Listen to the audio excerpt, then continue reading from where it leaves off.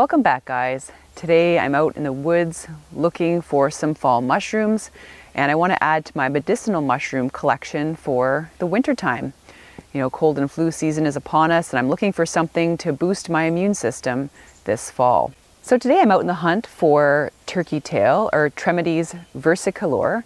This fungus grows, mainly on hardwood, dead wood, and it's a saprophytic mushroom, meaning that it helps to break down the wood, so eventually it'll make soil for the forest. So it's a very important fungus for the forest and has excellent purported immune system benefits as well for us as humans. So the fungus that I'm looking for today, and I'll show you what we're looking for, is a Polypore fungus, and it sort of grows like this on dead wood. And why is it called turkey tail, you ask? As you can see here, the turkey tail fungus has some beautiful coloration, and it's very much like the feathers on a turkey's tail. As you can see on this specimen here, it is basically a bracket fungus or a Polypore fungus, so it's rather flat. And it's actually very, very flexible. As it gets older, it will dry out and become a little bit more firm. As you know, mushrooms are mostly made of water, so as they age, they tend to dry up, get a lot smaller, and get a lot firmer in texture. So with the turkey tail fungus, you can see, it's a Polypore fungus. It has a lot of different zones of color, and when I go in the woods, I see all different varieties of this banding on the turkey tail. You're looking at blues and grays and reds and yellows. And one really neat thing about this type of fungus is that it's actually kind of furry on top. It feels velvety to the touch. So that's another key identifying factor. One of the most important things when you're finding a turkey tail fungus to ensure you have the right mushroom is to flip it over and look at the underside. There are many lookalikes to the turkey tail, and to get all the medicinal benefits, you want to get the proper fungus. So let's flip this specimen over and take a look at what we're looking for. When we flip over the fungus, as you can see on the bottom, it is white to a little bit buff as it kind of gets a bit older. This is a bit older specimen. This example I grabbed a week ago. And I don't know if you can appreciate that. I'll try to bring this in closer, but you can see little itty bitty pores, many little pores per millimeter. And you can get a magnifying glass as well to verify that on your own specimens, but it's usually white to slightly off-white, and there's lots of little tiny pores that you can see on the surface of the underside. So as I'm heading out to look for them today, that's what I'm going to be looking for. A brightly colored top, multiple zones of color, a fuzzy surface, and when you flip it over, white pores to slightly off-white pores. And that is your turkey tail mushroom, Tremades versicolor. So what's all the excitement about this little mushroom, the turkey tail? Well, it's a mushroom that's been used for a really, really long time in many places across the world, including North America. It's a huge traditional medicine in Asia, in China, and Japan. And it's been used for many years, actually to boost the immune system. So in different situations, it has purported benefits to boost your immune system to help fight infections. It's purported to have anti-cancer properties as well, so to boost your immune system to help fight cancer better. And also it has been shown in some studies to improve survival rates after some kinds of cancers. And this is obviously in conjunction with regular chemotherapy. Some studies have shown that individuals that were in studies that took turkey tail at a specific dose on a daily basis during their chemotherapy or radiation actually had improved survival rates and had higher white blood cell counts during those treatments. As you know, chemo and radiation can be pretty harsh on your immune system, and sometimes your immune system it's at such a low point that you're unable to fight infections. But in one study in particular, I believe it was a study in regard to breast cancer, and individuals who had their regular chemo and had the components of turkey tail had boosts in a couple of white blood cell lines. So that's really amazing. And what's the chemistry behind all this? Well, the turkey tail mushroom contains a couple of polysaccharides, so basically large sugars. One is PSP, so polysaccharide P, and the other is polysaccharide K, PSK. and those are the sort of active components of the mushroom that apparently have these immune stimulating properties. So that's really interesting. There are also other medicinal compounds within the mushrooms, phenols, terpenes. Those ones are not water soluble, and so to extract those, there's another method. Turkey tail is generally really well tolerated by lots of people, but obviously, before you, make turkey tail tea or, enjoy this fungus, one, make sure you've identified it properly, that you've used a few resources, including books, to identify it. Be 100% convinced of what you're going to put in your body because, some mushrooms are quite toxic. Turkey tail mushrooms themselves apparently are quite well tolerated. In various studies, in these sort of health studies that they've done over the years. The only side effects noted were darkened fingernails over time, and some people noticed darker stools as well. Other side effects, I think, were also noted in the studies were actually attributed more to chemotherapy than actually the turkey tails themselves. Lots more study has to be done on these mushrooms. Obviously, it's as with any herbal, medicinal fungus, sometimes it's hard to get, funding and all the support needed to do these studies. More studies have been done, in the last 5 years on this mushroom, sometimes with mixed results. Sample sizes tend to be pretty small, but so far, the information is encouraging, so I'm hoping that more information comes out about these mushrooms. Again, they've been used for hundreds of years across the world in traditional medicine, and many people have reaped the benefits.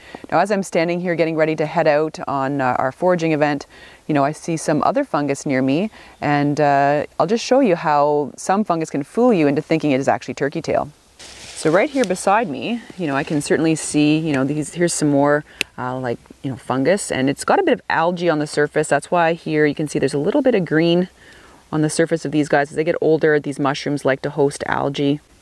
You can be fooled by looking at the surface of this. It's brightly colored, velvety, multiple zones of color, and it's flat, it's flexible, but it doesn't pass the test. When we flip it over, there are gills, so that most certainly is not a turkey tail. It's another type of fungus that's breaking down this tree here, so we'll leave it be for now. This specimen right here, as you can see, you might think it would be a turkey tail. It's got some, different zones of coloration within the cap, and, it's sort of growing on, hardwood here on the ground. It has that kind of soft texture, and it's, looks like it could be. So let's check it out. So remember, you're going to kind of take a piece off here and take a closer look. So on the cap, it's white. It's not what we're kind of expecting for a turkey tail. And yes, it is flexible. It's sort of flat and shelf-like. However, when you flip it over, take a look. As you can see, it does not have pores. It's actually hairy. There's a close-up of the underside of the cap, and as you can see, it's absolutely not a turkey tail. It's quite fuzzy underneath, so we'll pass by this one. And if I get my book out here and look at them, actually it is the violet tooth polypore. You can see that lovely violet color underneath.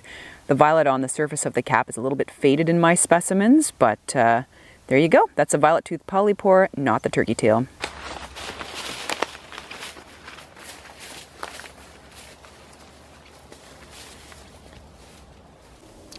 Well, here I see something down here that's looking a little bit more like turkey tail. As you can see, it has the pattern and everything. Let's take a look underneath. So if we look at the underside of the cap, so I'm just on the other side of the fungus here, you can actually see the pores very visibly, like they're actually quite large, the pores. And when I look with my magnifying glass, there's only a few pores per millimeter. So that means we're not looking at the true turkey tail. It's another one of the Tremates species family, but it's not the turkey tail I'm looking for today. At times it seems like all you're finding is things that are not turkey tail or false lookalikes, but they're around. They're a ubiquitous mushroom, especially in North America, and they're out this time, and they're also out throughout the winter, so it's a good time to grab them. Another fungus people harvest in the fall is chaga. Now you want to harvest that when you've had at least 20 days below 5 Celsius so that you get all the medicinal benefits. And chaga is a fungus, also called clinker fungus, that grows on white birch and yellow birch as well. And it has purported immune system benefits too. Don't be discouraged when you're looking around. Sometimes you will find false lookalikes on the same log as the true turkey tail. So always, always, even if you find something that looks like a turkey tail and it's not, inspect the log really carefully because you may actually find turkey tail there as well. Another really great reference online that you may not know about is called mushroomexpert.com. It's Michael Kuo's website. I use it a lot. I think it's excellent. And on his part of the website for turkey tail, there's a really awesome description of them and also a key to tell if you have a true turkey tail.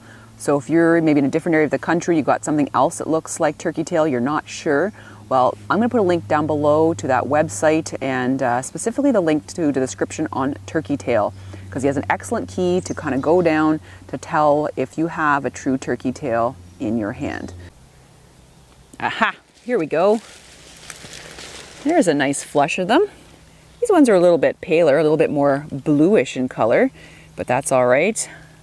As you can see underneath, pure white, lots of little itty bitty pores. So I'm going to harvest some of this now to take home to make some tea.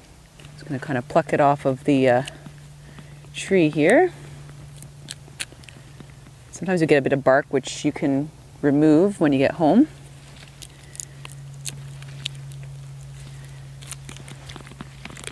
All right, a handful's enough for now. I think that's all I'm going to need anyway to make my tea. We'll leave some for others to enjoy.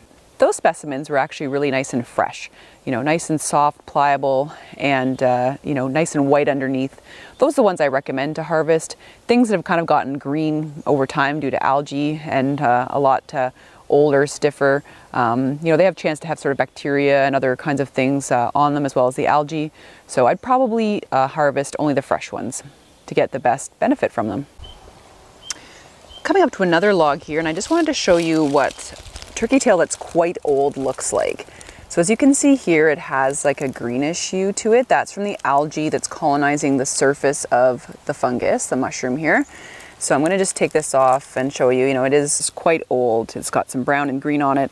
It's really one that I wouldn't be eating. Also on the front of this log, there's a couple of different species of fungus here, and I took this one off of here and it kind of at first looks like turkey tail, but obviously when you flip it over, look at the difference, all those gills. So absolutely not turkey tail. But remember earlier I was saying, you know, to keep persisting, you know, you could find turkey tail on the same log as something that has a different species on there. And certainly, you know, we've got the old turkey tail on this side, and here's some fresher looking turkey tail right here. All right, so I've come across another flush of turkey tail here on this tree. Look at the colors on these guys. They're still a little bit grayish, but they have a bit more of the red zones on this tree. So that's wonderful. Again, we'll just take a little specimen off here and look underneath. Pure white underneath, and this one, perfect turkey tail, very, very tiny little pores. Numerous pores per millimeter, that's for sure. Awesome. So today I'm going to make a tea, which is a heat extraction. As with anything, you know, preparing these medicinal mushrooms, there's probably 1,000 ways to prepare them. Everybody has their own special way of doing it. What I'm going to do is, you know, take little bits of the mushroom here, obviously removing the bark and things like that, and putting it in some boiling water, and then keep it at a simmer for, I don't know, an hour, hour and a half, just to get the full extraction of those water-soluble sugars, the polysaccharides. Again, I'm not doing, you know, something that's called double extraction, which is basically you do one extraction to get the water-soluble medicinals out of here, the polysaccharides, and then you do another, you know, type of extraction where the mushrooms go into, you know, 100 proof alcohol for 8 weeks or so to extract, you know, the other not water-soluble medicinals, and then you combine the two. It's called the double extraction method, and you can kind of make a tincture that way, so you can have a few drops, you know, in a glass of water to get all the full spectrum of medicinal benefits from these mushrooms. So that's for another video. I've got lots more turkey tail at home. I'm going to sort of dry and keep over the winter. The mushroom does dry very well, and I just put it in my dehydrator, you know, or in a dark, you know, area that's you know, fairly dry. If the mushroom's let to be wet, it's going to rot. There's going to be, you know, other bacteria and, you know, algae and other things and, you know, gross things that can grow on it. So I like to dry it out to store it, and then you can rehydrate it for later use, you know, in a tea, or you know, if you're going to use some to do an alcohol extraction of the medicinals. All right, so let's head back home and let's make some tea. All right, I'm back home now in the kitchen and I'm ready to prepare my turkey tail. I'm going to make a tea. So what we need to do is just give the turkey tail a bit of a dust off or a quick little rinse, and then we'll cut little pieces of it up and put it into the boiling water. So here you can see I'm using the kitchen scissors to cut up little pieces of the turkey tail. That just helps us, to make sure all the surfaces are exposed to the boiling water as they kind of grow in these little shelves. They kind of get attached to bark and other things, and it's just nice to kind of trim away the mushroom from the excess bark and other items that they're attached to. As it's boiling here, it has a really nice mushroomy smell to it. I've heard it has a little bit of a bitter taste, but I'll definitely give it a try once we're done the process. Just going to take a quick peek here at the tea, and as you can see, it's getting simmering along here nicely, and I've had to add a little bit more water as it kind of boils down, but that's okay. That happens when you've got something boiling forever and a day on the stove. So just simmering right now, just heating up a little bit of the cooler water I just added. See, it's sort of taking on a little bit of a yellowish tint there of the mushroom. So we'll let that cook away. I've got another hour to go. All right, the mushroom tea is all finished and has a beautiful sort of golden color and a really mushroomy smell to it, sort of like mushroom soup. Let's take a peek. All right, so there it is there. It's been simmering now for over an hour. So what I'm going to do now is pour out the liquid and save the mushroom pieces in there. I may actually do another extraction after. It's kind of like with chaga, where you can get a couple of boils out of one mushroom. I'm pretty sure you could do the same thing with these turkey tails. All right, so I'm going to try not to spill this. I'll take a little sampling here. Just going to pour some off there in my little cup, and we're going to have a sip. All right, here we go. Cheers. Oh, that is really, really nice. I think I have just the right amount of mushroom in this tea. I don't find it incredibly bitter. I know some people have found it to be very, very bitter. Maybe that's when you're putting a lot of mushroom in and cooking it for, maybe overcooking it or cooking it at really high temperatures for a really long period of time. Has a really mild, kind of like a mushroom broth kind of taste, and certainly nice. I mean, it's not really cold outside today, but it'll be lovely. I could boil some of this up in the woods and enjoy a nice, healthy tea. Wow, that is really, really good. I really love the flavor of this tea. And it's supposedly a great immune booster, and now that we're headed into cold and flu season, may have to have some of this more regularly to boost my immune system. Thanks guys so much for watching today's episode. I hope you learned a little something about turkey tail. And remember, stay safe in the woods and always be safe when you're foraging for wild edibles. Be responsible. Have a great week, guys. Take care.